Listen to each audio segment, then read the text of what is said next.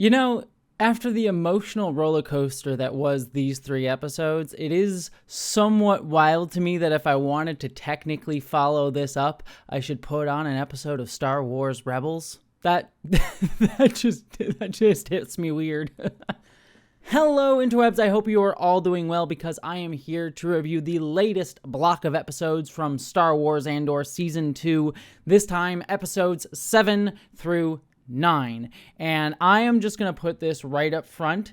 I thought that especially episodes 8 and 9 were some of the best television that I have ever seen.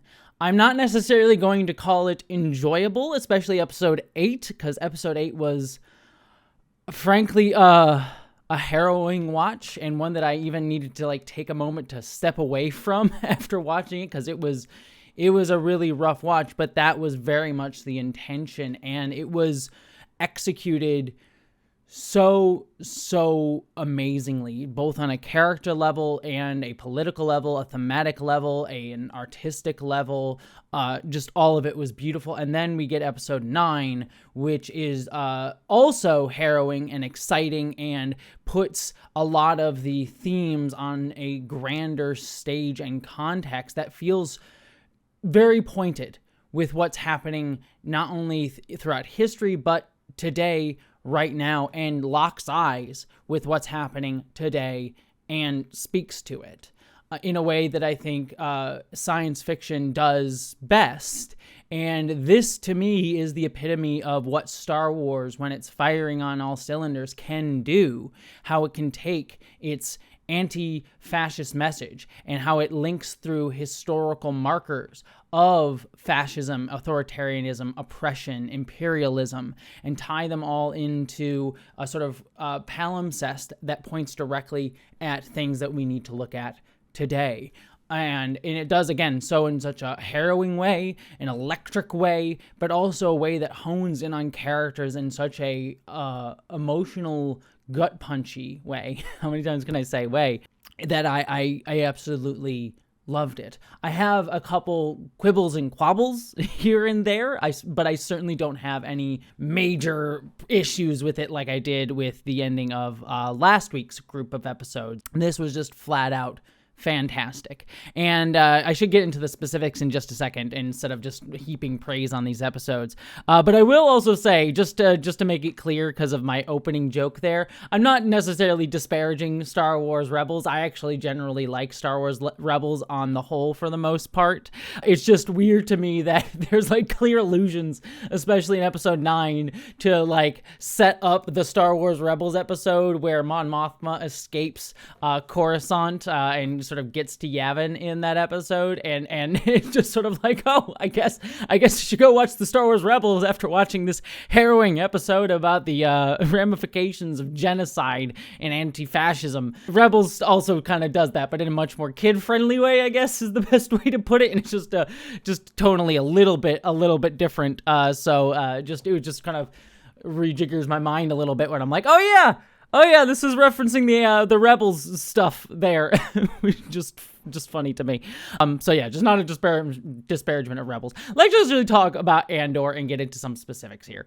I am going to talk a little bit first about some of my, just a little bit of quibbles with the episode that I alluded to a second ago. Why am I saying quibbles? That's such a weird, it's better than quabbles, I guess. Whatever. Anyways, my only real big thing is I can feel a little bit in especially this first episode of these 3, the sped up timetable of the show. Obviously, as I've already said in other reviews, this season of Andor was meant to be 5, or I guess 4 seasons with one season per year, that we're now getting in compressed 3 episodes. And while these episodes in and of themselves are phenomenal, as I've already said, there are little pieces of connective tissue that I'm like, I wish I had gotten to see a little bit of that. For example, we have a scene between Bix and Vel in I think the first of the 3 episodes, and it's you get the sense of connection between those 2 characters, and yet to my memory, I don't think they've ever shared the screen together. They may have, but it was briefly and not super memorable or character forward.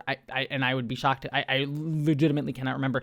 And so it's like, oh, this scene isn't relying too hard on their a sort of assumed relationship between seasons, but it does a little bit. And it's like, I would have liked a little bit of that time between the two of them. There's just a couple other little things here and there that I would have liked to see, like, for example, the setting up of Yavin that we have here. I would have liked to actually see what happened with Yavin in terms of organization between the first 3 groups of episodes of this season and these 3 episodes, because we sort of got Yavin in 2 very different places between those 2 episodes. And not that I needed like a whole thing on it, but it feels like, oh, if we had gotten, a season per, year, that would be something that we would have gotten to see a little bit more of. And I would have liked to. I thought that would have been interesting to check out.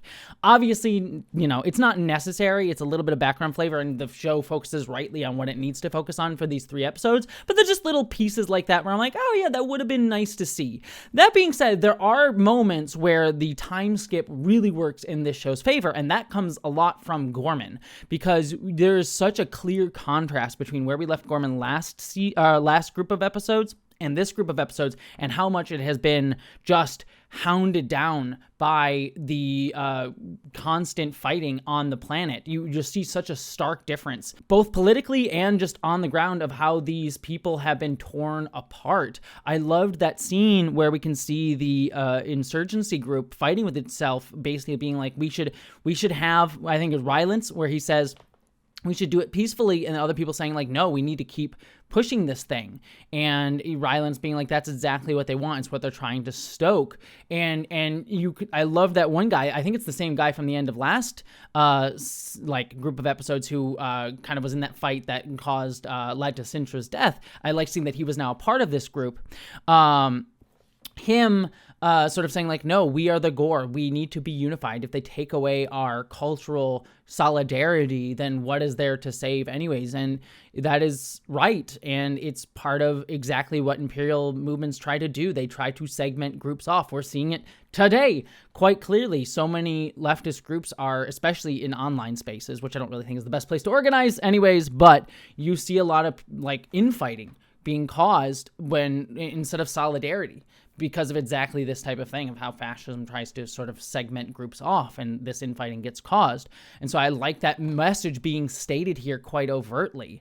And then we also get the contrast to the Gorman senator that Mon Mothma sees several times throughout these episodes. And we see such a clear contrast to him in last group, where he was clearly feeling isolated, but he had a sense of like identity, and here he's just kind of beaten down, being like, oh yeah, disappointing legislation is not the thing that gets me most upset these days. And you just see how defeated and isolated he is, and how Mothma feels really ineffective as a senator, and can't really do much to help him or acknowledge him, even though she wants to and is trying to through the system that's in front of her. I thought that distinction was a really, really great distinction to show, and was to this season's structural strength, that it showed that distinction so clearly. I also generally liked Cassian's place in this first episode, where he's clearly just worn down and he wants to hold on to his relationship with Bix. Is like, he has a good thing. It's subtly different from what he was trying to do in season 1, because season 1 he didn't want to join the rebellion, and he just wanted to like, I'm gonna take my own and have my own and just go and live my own life. I don't want to deal with the Empire. I just don't want to handle it. And here it's less that he doesn't want to deal with it. It's more that he's been worn down by it, and he wants to hold on to the good thing that he has, which is relationship with Bix. And I like that. And I also really love the scene with the Force healer as well. It's nice to see the Force healers and that sort of being an evoked thing here. And her kind of talking to Bix and being like, he carries a lot of this like weight on his shoulder. He's gathering things, as they say. He feels the weight of not even just the past, but like the weight of the rebellion in like the future that he feels like he's responsible for building on his shoulders, and how he just wants to go with Bix, and Bix feels responsible for that. I will say, and this is going to circle back around to the end of episode 9, I don't particularly always love the kind of trope of like, oh, it's the woman who's the distraction for the guy, and she kind of needs to go away for him to pursue his destiny. It's emotionally done really well here. Like, it actually did get me in episode 9 when she does choose to leave him. I know I'm jumping ahead, but I'll just address it. When she does choose to leave him so that he can focus on the rebellion, and I like that it's implied, and I wish we gotten a more direct response to this, like that she's not going off to just be like, I'm leaving to go live in a pastoral place until you so you can complete your destiny. It's implied that she's going off to like do rebellion shit. And I hope that is ultimately the case. I wish we could see that. And I think that that's ultimately kind of my problem. It just sort of places her in this sort of like, oh, woman has to go away for the man's journey. She's a distraction and she has to realize that. It's a framing of women that I don't particularly love all that much. And I wish that if they were going to go that route, we had gotten a little bit more centering of like, oh, look, Bix is going to go actively do things and we can see her actively do things. Hopefully we will in the next 3 episodes. I will be somewhat disappointed if like all that happens is like we focus on Andor for the next 3 episodes and then we sort of set off to Rogue One and then we get like a jump ahead maybe in the final scene of the episode of the series finale next week and Bix just happens to show up as Scarif and find like the spot where like the crater where the Death Star sort of obliterated Cassian. Like I really hope that's not the last we see of like the only moment we see Bix next 3 episodes. I hope we get to see her do things. And if we do see her do rebellion things, then my problem will be lessened with this. Otherwise, it just sort of is this framing of women of like, oh, they need to go off. That being said, and I will be clear about this, like it's a trope that I don't particularly like. It's a framing of women and usage of women I don't particularly love, and especially since Bix has been a character who's been like her trauma is the only thing that's really been centralized this past, this entire season really. And how she's sort of been like a tether or pull or antagonist to like what Cassian needs to do. For them choosing to follow that route with her character, I think it's really effectively done. Like it is well handled for that choice. And when she chooses to leave him, it like got me choked up. And you could feel the weight of Cassian just upset that she's gone. And I want my Cassian boy to have good things. The boy deserves good things, and I know he's not gonna get them. And especially that line where she says, I'll see you when the rebellion's over, and we know she's probably not. Given what happens in Rogue One, which is heartbreaking. So it got me. It's effective. But it's just not a trope that I particularly love with the usage of women. I guess it's just the thing that I'll leave it at. All that being said, though, kind of addressing the Rogue One stuff, what I also really loved, and especially getting into the second episode of these two, which is really the centerpiece of this whole group of episodes, is just the sense of dread and inevitability. If you are a giant Star Wars nerd like me, you knew that the Gorman Massacre was a thing that was coming. Like, it was referenced in Star Wars Rebels. It's been referenced in a few things here and there for Star Wars as, like, the thing that caused Mon Mothma to choose to leave and go and join the rebellion overtly. We saw that in Star Wars Rebels, the episode that I alluded to earlier. And so we knew it was coming, but unlike sometimes where like, oh, as a nerd, you knowing a certain event is happening might sort of undercut like, oh, I know it's happening, so I know where it's going to go, and kind of can alleviate the tension here. No, the show uses it to its benefit to say like, no, everyone knows what's about to happen, especially on the Empire side. We know where it's going, and if a lot of the Gormans do, like Rylix, kind of know what's happening too, even presumably Cassian, that this is all leading to a genocide. And it's just framed as an inevitability in a large sense by the episode, and it's just building and building up to it until it finally releases, and it's dark as fuck, as well as it should be, because it is a genocide.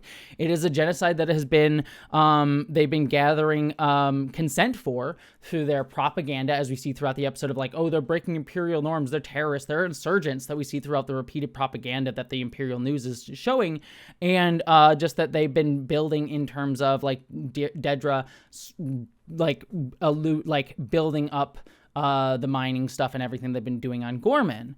So that sense of inevitability plays well in this episode's favor, just because of the sense of dread that you feel of like, oh, I know where this is going, and it's nowhere fucking good, and it's awful. And that especially gets shown in, I love Dedra this episode, because she's awful. And make clear it is awful. And it's always a hard line to show some level of emotional sympathy to a fascist character like her, because it runs the risk of making you feel like, oh, I feel so sorry for her, and giving us too much love for her, too much caring, too much sympathy for her, I guess, when she's the one carrying out a fucking genocide. But I think this episode walks that line so well, where we see she knows what's happening, and she doesn't necessarily want to do it, but she will, because she's just stuck in this system. She even kind of gives that thing to Cyril later on, where he says, what have you done? And she says, following orders. She's just following orders, because that's the enticement. She's enticed with the carrot of her getting her from Partagast. Like, she's going to get her promotion. She's going to move up. She's going to get everything that she was told that she should want as a nice little fascist girl. And she's going to follow along, because that's the system that she has been placed in since she was born, and what she was raised in, and what she was told to want. And she doesn't have any other way out of it. And she could choose not to. She could choose not to do those things, but you see her justifying it to herself. And it costs her the things that she actually does care about, like her soul and Cyril Karn, of all things, the man that she surprisingly loves. And that breakdown that she has at the end of the genocide, and I'll talk about the genocide, I'm kind of skipping around a little bit, but like at the breakdown at the end, you just feel like, yeah, how this system tears away her humanity too, for her causing that. I don't necessarily care. Like, I don't really care. I don't necessarily feel like, oh, how sad for you. But it's also showing a truth of how these fascist systems dehumanize everyone. Every single person, even the people who are carrying it out. They carry the trauma and genocide of it. As well they should. It's going to leave scars that they themselves are opening. Fuck them. But it's important to recognize that too. What these systems, how they dehumanize everyone and elucidate everyone to do these terrible things. So fuck her, to be very clear. But I think the show walks the line of being very clear, fuck her, but not going too far, but still showing a truth of these things. And that goes for Cyril Karn, who is fascinating these episodes. Man, it's so interesting to see him having grown a little bit of a conscience, and by proximity to the Gormans, and also Dedra lying to him. And telling him like, oh, you're just helping with outside insurgents, not telling that he's basically helping build, an engine of genocide. Both the Death Star, that's going to be, I'm assuming this mineral that they're getting from Gorman is being used to build the Death Star, presumably because, Krennic is in charge of that project.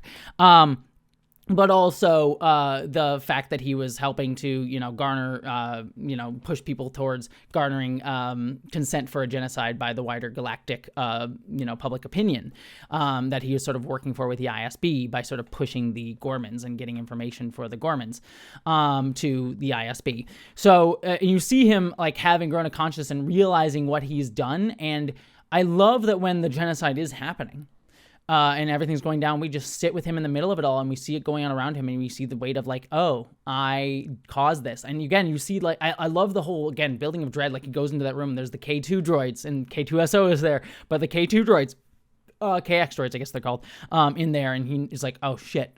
Oh, I know what's happening here. I know what I've done. And I love Rylix calling him out. It's like, what kind of creature are you is such a good line. Because, yeah, like he's willfully remaining ignorant of these things until he really can't, and he helped it, and he may feel bad about it, but he helped cause it, and he again just cared about the promotions without realizing what he was ultimately contributing to. He was not as over. He was kept in the dark a little bit more than Dedra was, obviously, but he still contributed to it, and you feel that weight on that. And I love that moment where he has that fight with Cassian. He like looks over, and Cassian's just there, the man who, in his mind, caused all of this, led him to this path, and he just like it doesn't even make sense anymore for him to attack Cassian, right? Like, if you think about the politics of it and everything, like, it doesn't really make sense, but like, it makes sense to him emotionally because it's the only thing of control that he has. He's like, oh, the guy that fucking caused all of this for me is there. Let's do it. It's a moment where he can take control and be like, I'm going to kill this guy. And and I think he feels a sense of like, oh, look, this will make things worthwhile. I have done something. I completed something. You can feel that in that moment where Cassian looks at him and says, who are you? And he pauses and he gets killed for it, for that pause. But it's just that moment. It's so good where he realizes like, oh, like, I am so inconsequential. No one gives a fuck. Like, Dedra kind of did. But at the end of the day, all of these systems that I gave my life to as a true believer ultimately over and over and over again, wanting to be rewarded, wanting to just be, that's all he wanted, really. He wanted to be seen. He wanted to be remembered. He wanted to feel like he was worthwhile. And, that's a lot of what fascists feel, this sort of emasculization that they're constantly made to feel, and that they need to give themselves to become a glorious hero for the system. That's what a lot of fascists that sort of do that, like, believe and want. And so that last moment where he just sort of gets, who are you? And he realizes that he gets none of that heroism and the things he was promised. He just gets to be the one who causes a genocide and die in anonymity, even to the man that he thinks is his worst enemy, his great other that he needs to take down. Doesn't even know who the fuck he is. So yeah, poetic. Cyril deserves that. He absolutely fucking deserves that. And again, it walks that line as Dedra, where he, we have a little bit of sympathy for him, but ultimately, at the end of the day, was a little fascist boy trying to play hero, and he deserves what he got, even if we can understand how he got there. Yeah. So just an absolutely great arc there. Some other tiny things here. I love Cassian's whole thing in here, where he just, he wants to go and free or kill Dedra and trying to get her, but then he just sort of gets stuck in all the rest of all this. I love his stuff with the bellhop. I love the bellhops on his, recognizes him and sort of covers for him to a degree. And I also love that the bellhop gets the line, rebellions are built on hope, or something like that, which is a similar line, or I think it's the exact same line that Jyn Erso then uses in Rogue One, which is an interesting tie. I don't know, I believe Jyn says that scene in a scene that Cassian's not in. I need to rewatch it. I've been avoiding watching Rogue One because I wanted to watch it after season 2, so I'll double check that. But I don't think she's in that scene, but I think it sort of alludes to the fact that, there's these ideas that all people are sort of feeling, and it's also kind of why Cassian kind of trusts Jyn in Rogue One and sort of gets her to a degree. Also, I misremembered last week for some reason. I mentioned Bix is kind of probably out of the picture because, Cassian and Jyn are an item in Rogue One. For some weird reason, I thought that way. I think the reason is I know there's a version of the movie, I think from the reshoots, where where Jyn and Cassian kissed right before the Death Star killed them all. I think in the actual version of the movie, again, I haven't rewatched it, they don't, but there was a version that did, and I think it was in the trailers or something like that. There's some version of it exists somewhere that I saw, and so I seem to remember I think that's how they died, but I don't think that's the actual canonical version of it. It's just the reshoot nonsense that we didn't get, like that TIE fighter that comes up in that one shot from the trailers that we never saw in the actual movie from the reshoots. So I weirdly had a Mandela effect moment there. So it was just my mistake for remembering it that way. But anyways, speaking of Cassian, going back to him, I really liked his element in this, and where he takes out the K2 droid when they come out and start knocking people and getting people out of the way. It's just terrifying, and how he manages to take it with him, and it leads to K2SO at the end of the next episode being woken up. It's like, hey, look, it's K2 boy, his replacement for Bix, kind of. It's like, well, I can't get the girl, I guess I'll have a little droid buddy. So I enjoyed that little piece there. But I've been kind of dancing around it. Let's talk about the actual genocide. It was really, really rough watching it, again, because the inevitability, and knowing that the Empire is wanting to, especially the ISB, is doing it on purpose, right down to the point where when Partagas gives the order and Dedra pulls the trigger, as it were, the Empire guy shoots one of their own guys. The sniper shoots one of their own guys so that they will just start shooting the crowd, and they did that intentionally. You can see that build up through the whole thing of they intentionally brought in young soldiers, green kids who are in the Imperial Army, who would be trigger happy and would just start shooting indiscriminately based on how scared they are in the situation.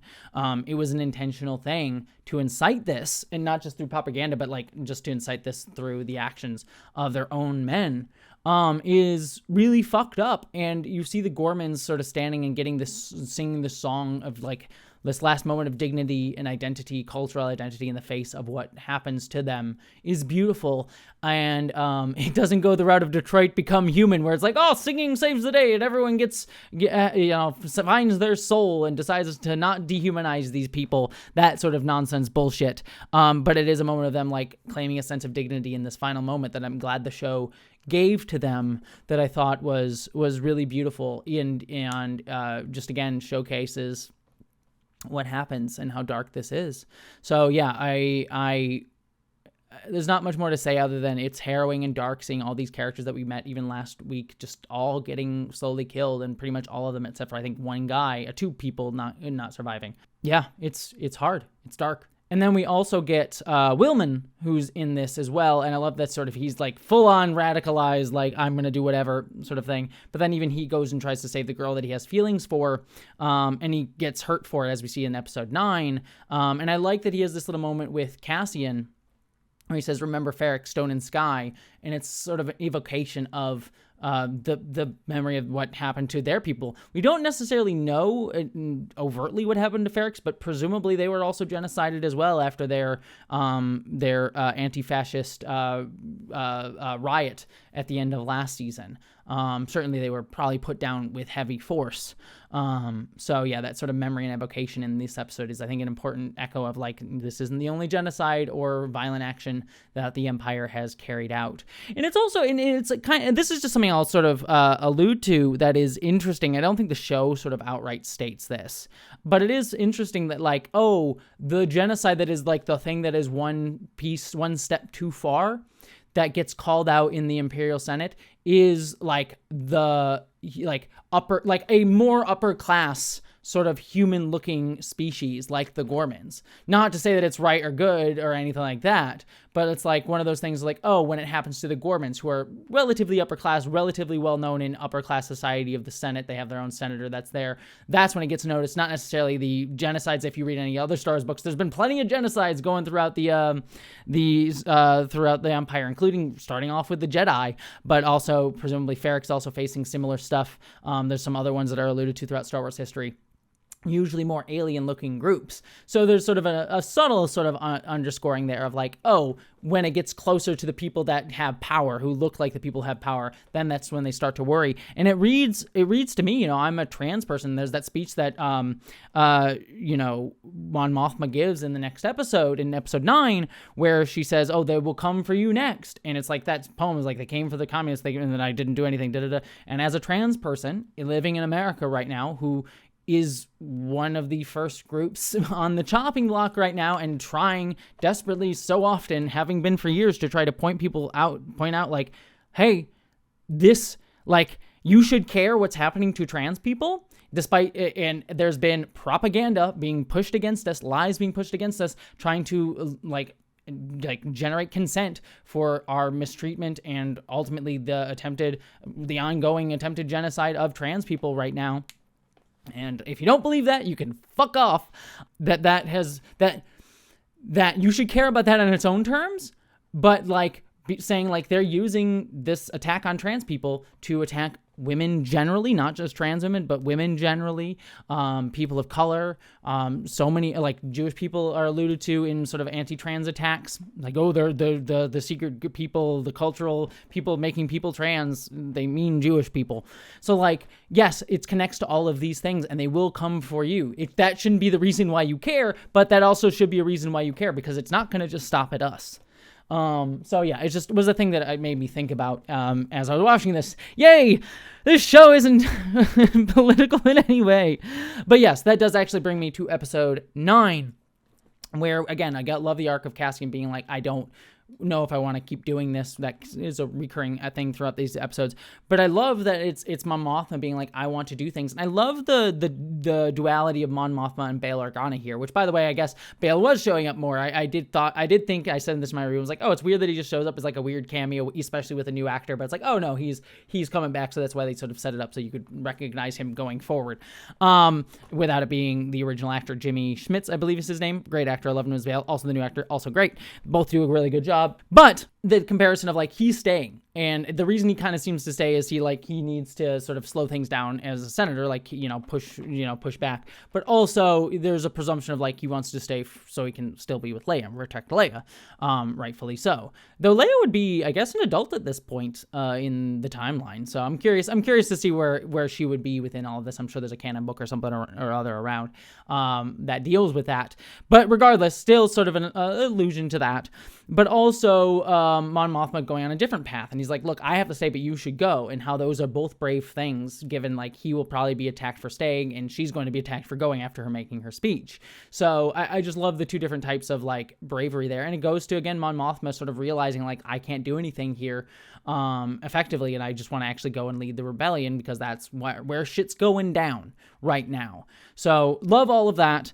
All of this was just thrilling. Like the escape with her, like the slow buildup of the ISB, sort of like the counterintelligence stuff of like, oh, she broke her listening device, which by the way is something that I always think about in shows, and I'm glad that it's brought up here because I always see in TV shows or movies where they like break a listening device they found. I'm like, wouldn't the people on the listening device like hear you breaking the listening device or at least recognize that it's down? And I like that becomes a plot point. It's like, oh yeah, that is a problem. She should have probably just left it on and put it somewhere else, or just left it on and knew not to talk around it instead of actually, because it heads them off, and so it gets them alert.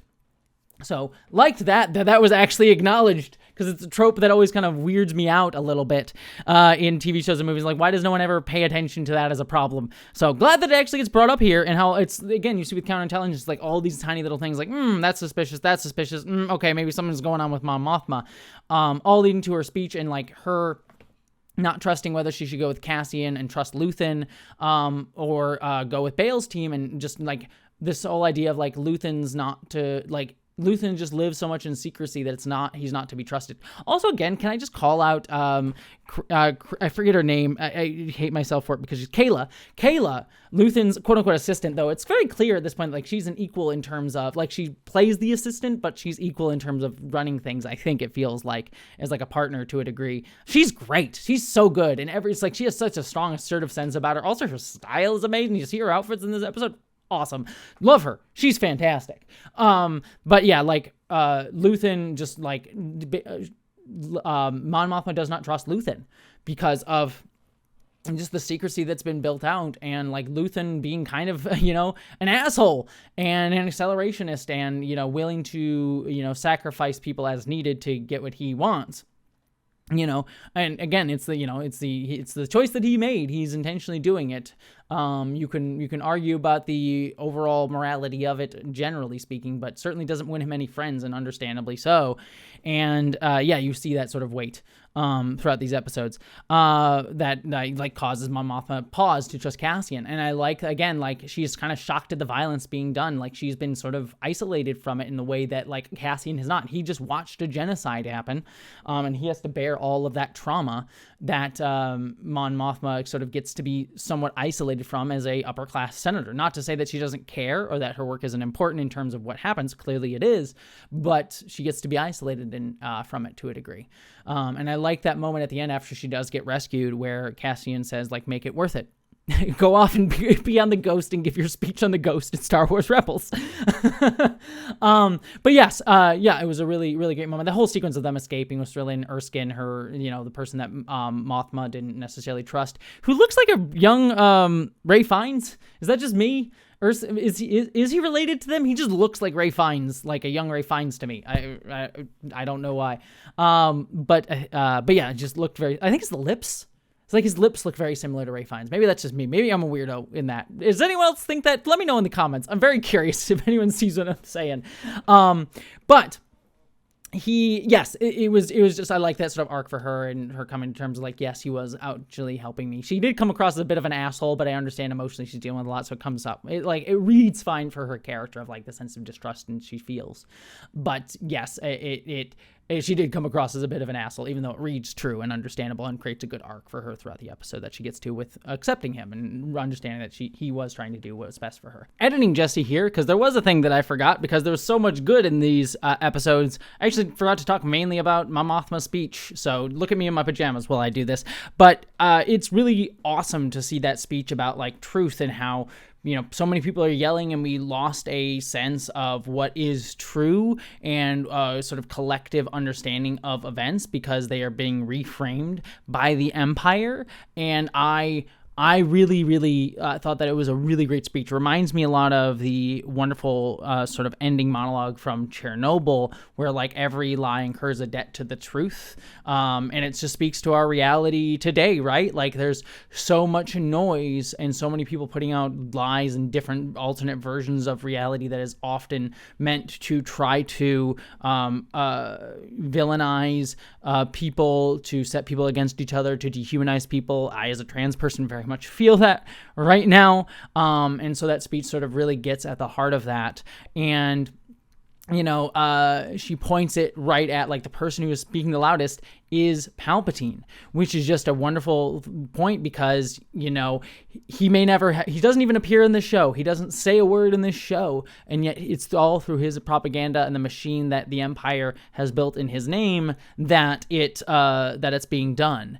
And certainly like he is the only person who is not a victim of this. Like every single person, including all the fascists from Vader to Dedra to whoever are victims in this. Doesn't mean they're not also culpable, as someone like Vader is, who is executing mass genocides, or Dedra as well. But he is the one who ultimately benefits from all this machinery, and just speaks to that authoritarianism. And, there's a part of me, as someone who's like, yes, it's not one, like, it's a lot of this is the system, and Andor is very good about showing how these systems of imperialism work and how they all sort of function together. And I am very much like, we attack the system because, if you tear down the Palpatine, there'll always be another Palpatine to take his place, as we have see with like, the First Order. But even in real life, you take down a Trump, they're still having to address the underlying systems that'll make another Trump, that sort of thing. But that being said, that is not the point ultimately Mom Mothma is making. She's making a political calculus of talking towards Palpatine. And also,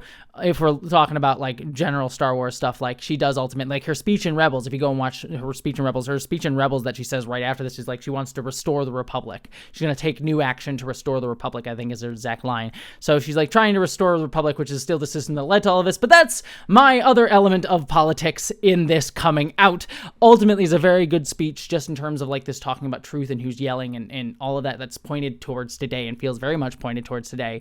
But also fits very well within the political calculus that Mom Mothma is making it as a politician, pointing it right at Palpatine and sending that anger at him to elucidate support for her rebellion. So very smart on very many levels for that speech.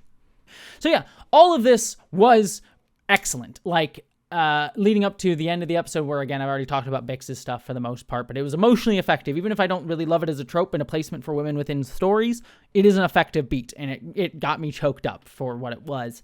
And so it's like the best version of a thing I don't like is probably the best way to put it. And then we get to see K2 wake up, and it's like, oh good, I get to replace my girlfriend with my droid buddy. Very fascinating too. If you just listen to what the original pitch for Andor was before Tony Gilroy came back on board, there was like a pitch that Kathleen Kennedy was talking about at some point. Like it was just going to be Andor and K2 running around for a few seasons, just having adventures fighting the Empire, before Tony Gilroy made it more what it is now. So it's just kind of funny. It's like, oh yeah, we're going to get that for like the last 3 episodes here, presumably. So yeah, just interesting. I'm curious to see what the last 3 episodes are going to be leading into Rogue One. Like I said, the only thing I will dislike, and I have a hard feeling that that's going to be the case, but it does not mean I'll like hate all the episodes, but it's just a choice that it feels like it's going to happen is like we're going to lead up to Rogue One, and then it'll lead to Rogue One's happening, and then we'll go and like, Bix will visit Cassian's grave or whatnot, and that's the only time we'll see Bix. Please don't let it be the only time we see Bix the next 3 episodes. I have a feeling it won't be, but I presume it will be. Ultimately, these were 3 amazing episodes, especially episode 8 and 9. I mean, 7 is necessary as a good build up to them, but 8 and 9 in particular are just amazing television. I think some of the best Star Wars can be. Those 2 episodes are right up there, especially episode 8, though different emotionally, right up there with, Narkina 5 and the series finale also of season 1, as well as the Eldani heist. Like, I feel like the Mon Mothma episode is very similar to like the tonally of the Eldani heist, and feels very good, like similar to that.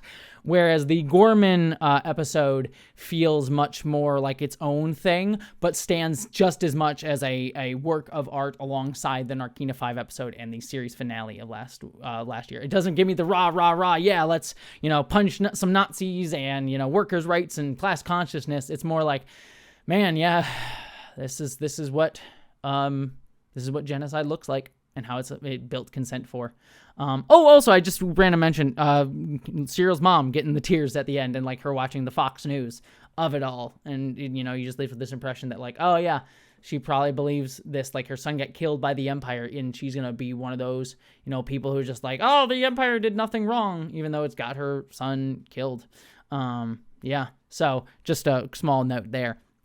But yeah, these are fantastic. I'm sure I've missed a couple things here and there.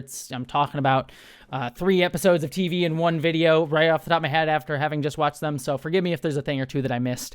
But yeah, these were phenomenal, amazing, just peak TV, peak Star Wars. I absolutely adored it. What did you think, though? I'd love to hear all your thoughts. Did you think Erskine looked like Rey Fiennes?